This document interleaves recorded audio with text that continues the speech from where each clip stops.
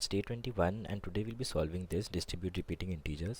So इस problem में क्या दिया है, तो मैं एक नम्स अरे दिया है, तो मैं क्वांटिटी का एक अरे दिया है. सो अगर मैं इसे कोई एग्जांपल के साथ समझाऊँ तो सपोज़ तो मैं कुछ नंबर्स दिए जैसे 1 1 2 2 2 and 3 4. This is your nums अरे सपोज. ठीक है. एंड फिर तुम्हारे पास कुछ ऑर्डर्स आ रहे हैं जो उस क्वांटिटी वाले अरे में मैंशनड है, and those orders are something like 3 2 and 1. So इस 3 का क्या मतलब है कि पर्सन जो ये ऑर्डर दे रहा है ना, 3 वाला ऑर्डर, वो बोल रहा है कि मुझे 3 नंबर्स दो जिनका वैल्यू सेम है. सो 3 numbers, I need 3 numbers with equal values. तो यू कैन गिव दीज 3 उसको. ठीक है, ये इसको दे दिया. फिर ये सेकंड पर्सन बोल रहा है कि मुझे तुम 2 नंबर्स दो जिनके वैल्यू इक्वल है. सो उसको हम ये दे सकते हैं. फिर ये वाला पर्सन बोल रहा है कि मुझे कोई एक नंबर दे दो सेम नंबर वैल्यू वाला, ये और ये वाला रिमेनिंग हो गया. सो इस पर्टिकुलर जो कॉन्फ़िगरेशन है like nums with this array and ये वाला ऑर्डर्स का answer would be true because you were able to distribute this nums to ये वाला ऑर्डर्स अरे. जो तुम्हारे पास जो भी ऑर्डर्स आ रहे थे उन सबको तुमने सेटिस्फाई कर दिया. ठीक है. सो क्वेश्चन वही बोल रहा है कि just like return true if it's possible to distribute nums according to the above conditions. वही ith customer gets exactly quantity I integers the ith customer gets are all equal. मतलब तुम्हें उससे equal numbers देने. तो अगर वो बोल रहा है अगर ये 3 1 भी होते हमारे पास तो हम ये फर्स्ट वाले पर्सन को 3 1 भी दे सकते. तो बेसिकली कोई भी 3 नंबर्स जिनका वैल्यू इक्वल है. ठीक है, वही क्वेश्चन है. और कंस्ट्रेंट्स जो काफ़ी इंपॉर्टेंट है, एन तुम्हारा 1E5 है. और एक और चीज़ क्वेश्चन में बोलिए that is there are only 50 unique values in the array. तो तुम्हारा ये वाला जो है ना, जो तुम्हारा ये वाला अरे, उसमें बस 50 यूनिक वैल्यूज़ है. ठीक है, तो ये एक इंपॉर्टेंट कंस्ट्रेंट है, 50 यूनिक वैल्यूज़ है. And the second important constraint that you have to focus on is ये जो एम तुम्हें दिया दैट इज़ क्वान्टिटी का मैक्सिमम वैल्यू इज़ 10. ठीक है. सो यही दो चीज़ तुम्हें चाहिए, दैट्स ऑल. एंड अभी क्वेश्चन पे आते हैं. तो अभी बहुत लोग इसमें अलग अलग चीज़ें you'll think that is this can be greedy, this can be what not, blah blah blah. So I just give you an straightforward example. Suppose तुम्हारा ये जो नम्स अरे था ना, that was 9 and an 8. And तुम्हारा जो orders वाला अरे था दैट वाज समथिंग 8 5 4. तो ग्रीडी तो बिल्कुल नहीं है, क्योंकि अगर तुम ये 8 लाइक जो बोल रहा है, सॉरी, तो ठीक है, पहली चीज़ देखते हैं तुम्हें पहले क्या करना है. तो हमारे लिए ना ये नम्स अरे इतना इंपॉर्टेंट नहीं है. हमारे लिए नम्स का फ्रीक्वेंसी अरे ज़्यादा इंपॉर्टेंट है. तो इसे भूल जाओ. तो सपोज़ तुम्हारा अगर नम्स है जैसे 1 1 2 2 2 एंड जो पहले वाले एग्जाम्पल मैंने बोला नम्स 1 1 2 2 2 3 4. तो इसके लिए तुम्हारे लाइक तुम्हें बस इतना इन्फॉर्मेशन इस पूरे नम्स अरे से इतना इन्फॉर्मेशन चाहिए कि there is a number with frequency 2, there is a number with frequency 3, and there are two numbers with frequency 1 and 1. This is what you need, क्योंकि question is all based upon the frequency. कहीं पे भी तुम्हें वो information use नहीं करना कि nums array का वैल्यू क्या था. लाइक कोई भी जो तुम्हें ऑर्डर मिल रहा है वो ये नहीं बोल रहा कि मुझे 3 नंबर दो और सबका वैल्यू 3 होना चाहिए. उससे कोई भी 3 नंबर दे दो, वैल्यू सेम होना चाहिए. तो फ्रीक्वेंसी शुड बी 3. और समझ गया ना क्या बोल रहा हूँ मैं. तो ये इसे डिनोट कर रहा है, और ये वाला 3 ये वाला पार्ट डिनोट कर रहा है, ये 1 इसका. तो इसका मेटा डेटा हो गया अभी. ठीक है, तो तुम्हें इससे ज़्यादा फोकस करना है विच इज़ योर फ्रीक्वेंसी अरे. ठीक है, अभी तुम्हें समझ आ गया तुम्हारे लिए फ्रीक्वेंसी अरे इंपॉर्टेंट है. अभी वापस आते हैं ये वाले एग्जाम्पल में. तो सपोज़ तुम्हारा जो फ्रीक्वेंसी अरे है ना दैट इज़ 9 एंड 8. इसका क्या मतलब है कि कोई ऐसा नंबर है जिसका फ्रीक्वेंसी 9 है एंड कोई ऐसा नंबर है जिसका फ्रीक्वेंसी 8 है. Once you are done with that, अभी जो दूसरा ऑर्डर्स जो तुम्हें आ रहे हैं विच इज़ बेसिकली वो क्वांटिटी आ रही है जो क्वेश्चन में दिया है दैट सेज 8 5 4. ठीक है. तो अभी अगर तुम ग्रीडी सोचोगे तो तुम बोलोगे ठीक है, ये जो 9 फ्रीक्वेंसी वाले एलिमेंट्स थे ना वो इस 8 को असाइन कर दो. तो अभी तुम्हारे पास इसका कट के एक ही एलिमेंट बचेगा और ये वाला पर्सन सेटिस्फाई हो जाएगा. बट ये दोनों पर्सन अभी कोई भी एंगल सेटिस्फाई नहीं हो सकते. ये बोल रहा है कि मुझे 5 नंबर चाहिए जिनका वैल्यू सेम है. तो ले लो, तुमने यहाँ से दे दिया उसको, तो यहाँ 3 बचा. तो ये सेटिस्फाई हो गया, बट इसका कुछ नहीं हो सकता. और ये नहीं कि तुम इसे एक यहाँ से दे सकते हो. तो मैं इसको एक ही एलिमेंट देना था, लाइक सेम एलिमेंट देने थे तुम्हें. बट यहाँ पे तो कोई एक एलिमेंट था जिसका एक फ्रीक्वेंसी 9 था और कोई दूसरा एलिमेंट था जिसका फ्रीक्वेंसी 8 था. बट अभी तुम्हारे like you can not give anything to this 4. तुम बस उसे तीन एलिमेंट दे सकते हो जिसका वैल्यू सेम है, बट इसका रिक्वायरमेंट 4 का था. दिस लाइक और ये फ्रीक्वेंसी अरे, हाँ, this is not the nums अरे। मैंने नम्स अरे को रीफॉर्मेट करके फ्रीक्वेंसी अरे बनाया। सो अभी इसको कैसे सॉल्व करें, तो अभी प्रॉब्लम वापस उसी एग्जांपल में फोकस करते। तो सपोज़ फ्रीक्वेंसी तुम्हारा है 9 and 8 and your orders are क्या था ऑर्डर्स, 8 5 4, ठीक है, 8 5 and 4। तो अभी अगर इसको ध्यान से देखें, सो ये जो 9 है, ये जो फर्स्ट एलिमेंट 9 है, इसको डिस्ट्रीब्यूट करने के कितने तरीके हैं। लाइक अगर तुम क्वांटिटी पे ध्यान ही ना दो, कितने तरीके हैं। तुम इसको सब दे सकते हो, इसको कुछ मत दो। तुम इसको कुछ मत दो, इसको दे दो और इसको दे दो। तुम इन दोनों को कुछ मत दो, इसको दे दो।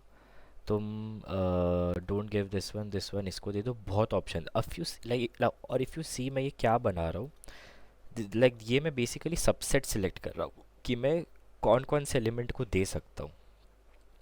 वैसे तो तुम ये भी लाइक तुम ये भी कंसिडर कर सकते हो कि 8 और 4 को दे दो, 5 को मत दो। ये बेसिकली ऑल सबसेट्स है, ऑल पॉसिबल सबसेट्स नहीं है, मतलब बेसिकली ऑल पॉसिबल सबसेट्स है। बट तुम ऑब्वियसली 9 को 8 और 4 में डिस्ट्रीब्यूट नहीं कर सकते, जो हम बाद में चेक करेंगे। तो ऐसे ऐसे तुम्हारे पास कहाँ से 0 0 0 से लेके 1 1 1, सो बेसिकली 2n - 1 तक तुम्हारे पास ऑल पॉसिबल पॉसिबल सबसेट्स है जिसमें ये 9 डिस्ट्रीब्यूट हो सकता है। करेक्ट।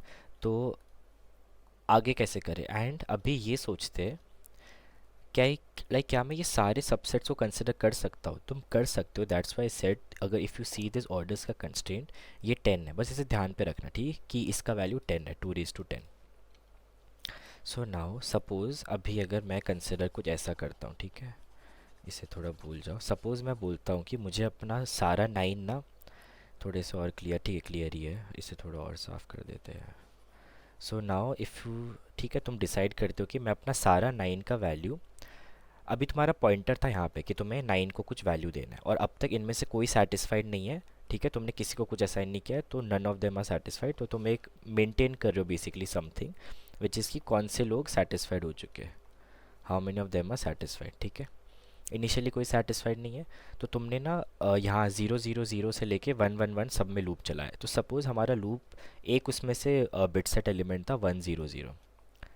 तो तुमने बोला ठीक है, लेट जस्ट सी कि अभी मेरा कहाँ कहाँ पे वैल्यू सेट है। 1 पे सेट है, तो 1 पे सेट है, तो मैं एक सम मेंटेन कर लूँगा जो कैलकुलेट करेगा, ठीक है। तो मेरा सम 1 पे सेट है, तो मैं बोलूँगा ठीक है, मतलब मेरे पास 8 होना चाहिए।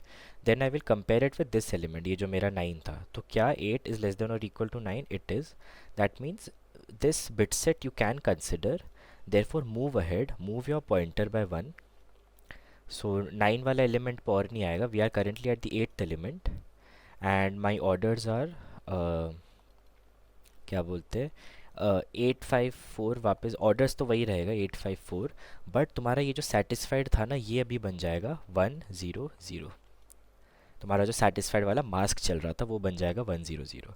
देन अगेन तुम 8 पे आए, और सपोज तुमने अभी ट्राई किया कि क्या मैं ये वाला बिट से, तुम बेसिकली सब में इटरेट करोगे 0 0 0 से 1 1 1। बट मैं यहाँ तुम्हें कुछ कुछ केसेस ही बता रहा हूँ। यहाँ पे तुमने कंसिडर किया क्या मैं 0 1 1 को सेटिस्फाई कर सकता हूँ। तो यू विल सी कि कौन कौन से वैल्यू सेट है, उनका ये सम निकालोगे, तो सम आ रहा है 9। बट ये जो 9 है, this is strictly greater than 8। ये हमारे पास तो बस 8 फ्रीक्वेंसी पॉसिबल था। अभी मेरा प्रॉब्लम स्टेटमेंट क्या है कि ये जो 8 फ्रीक्वेंसी वाला एलिमेंट है ना, इसको डिस्ट्रीब्यूट करना है। और तुम क्या सबसेट सॉल्व करने का ट्राई कर रहे थे, 0 1 1, विच इज़ नॉट फीजिबल, क्योंकि 9 का जो सम है that is 5 + 4 is greater than 8। Therefore you can not consider this as your mask. Similarly तुम 0 0 से 1 1 1 सबसे तुम सब में लूप कर रहे थे, right. What if you come over यहाँ पे, तुमने, मैं थोड़ा यहाँ बनाता हूँ। व्हाट इफ़ ये 8 5 4 तुमने बोला कि मैं अभी let just try 1 0 1। Why this is not a feasible mask, क्योंकि मेरा सेटिस्फाइड वाला मास्क है 1 0 0।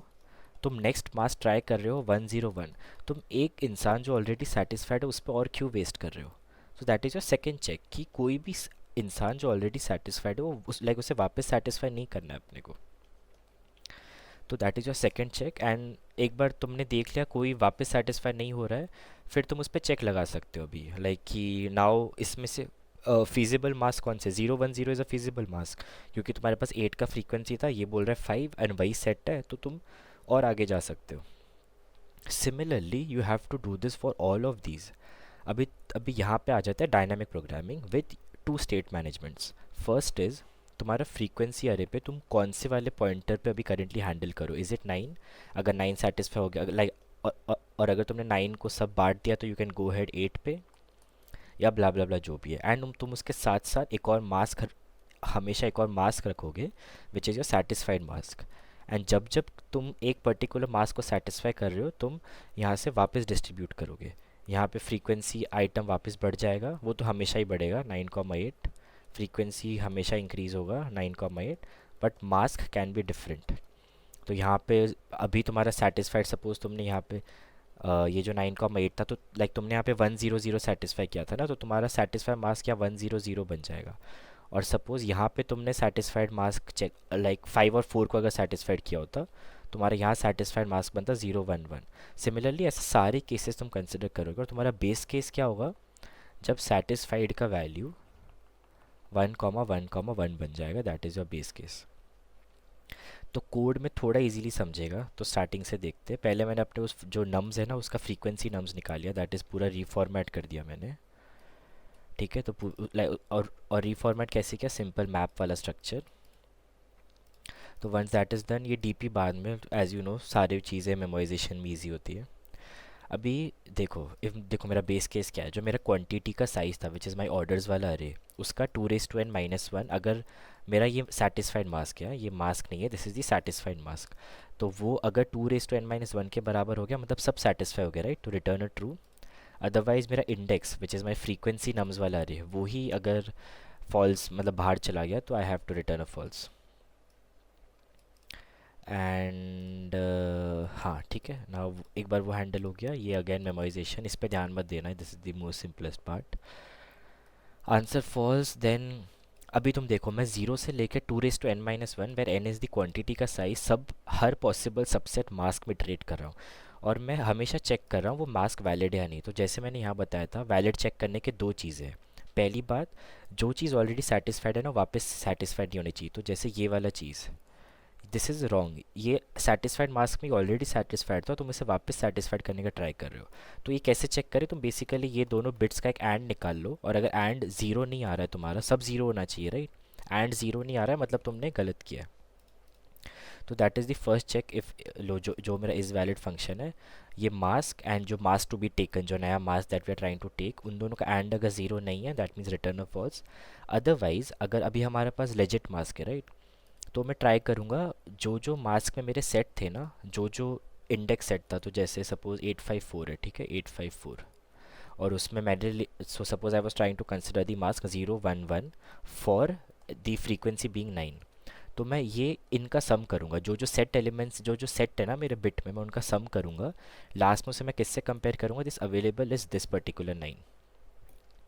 अगर मेरा अवेलेबल कि मेरे पास जो सम है उससे ज़्यादा फ्रीक्वेंसी है मेरे इस करंट एलिमेंट का, तो it's a valid mask. And if it's a valid mask, what I do is, frequency nums वही रहेगा, मैं अपने मास्क में उसको ऐड कर दूंगा कि नाउ अभी सपोज मेरा इनिशियल मास्क था अगर 000, ये दोनों सेटिस्फाई हो गए, तो मेरा नेक्स्ट मास्क वुड बी 011.